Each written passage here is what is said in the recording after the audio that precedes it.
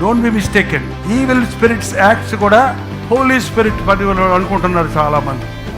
అంచెతనముల్లో దేవుడు వదిలేస్తాడట సాతానికి. వాడు కూడా అద్భుత ఆశ్చర్య కార్యాలు చేస్తాడట. వాడు ఎన్నన్నా చేస్తాడు. బయట కనబడే ఉద్రేకము, గంతులు, భాషలు, స్వస్థతలు, అద్భుతాలు, ఆశ్చర్యాలు ఎవడన్నా చేయొచ్చు పరిశుద్ధాత్ముడి పేరుతో.